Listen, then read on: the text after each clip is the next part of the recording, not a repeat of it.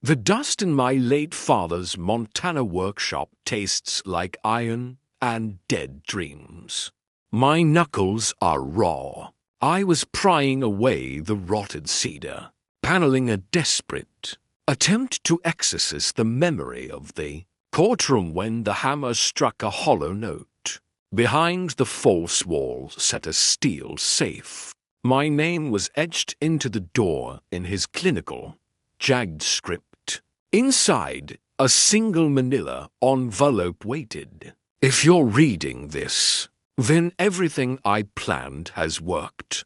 The letter began. You are finally alone. You are finally ready to see. 3 months ago, Sarah dismantled me. The $6.8 million Penthouse, the offshore holdings, full custody of Leo all gone with a stroke of a judge's pen. You'll die alone and broke, she had laughed. I saw the triumph in her eyes, but I also saw a flicker of something else's secret shared with my business partner, Julian, who sat in the front row. My father's letter detailed a 20-year surveillance project. He knew Sarah before I did. He knew the paternity I never questioned. He knew the investment losses Julian reported were actually transfers to a trust in Sarah's maiden name. I didn't scream. I didn't call a lawyer.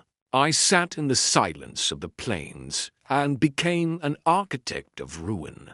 I spent weeks cross-referencing my father's ledger with public records.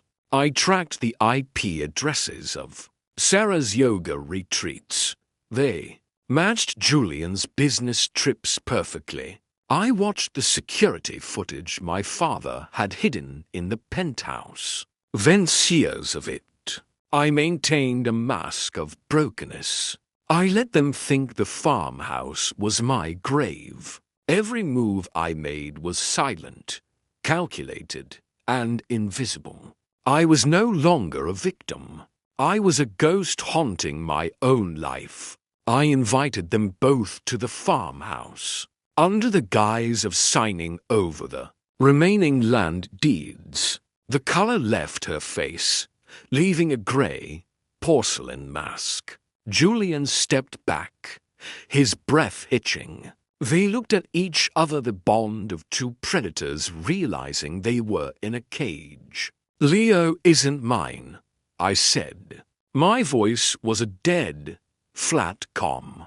"And this farmhouse? It's the only asset you didn't check. It's owned by a trust that just triggered a total clawback of your marital assets based on the fraud I just handed to the DA. Sarah's composure shattered. She began to wail, a high, thin sound of pure desperation. Julian tried to bargain, his voice cracking as he realized his career was a smoking ruin.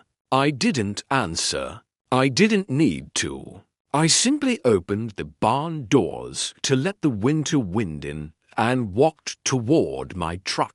The drive away was silent. There is no joy in this, only the cold clarity of a debt settled. I thought I lost everything in that penthouse, but I was only losing the weight of a monumental lie. My father didn't leave me a fortune. He left me the truth. I looked in the rearview mirror as the farmhouse vanished into the horizon. I am broke. I am alone. But for the first time in a decade, I am the only one inhabiting my mind. The fire is gone, and the world is finally cold.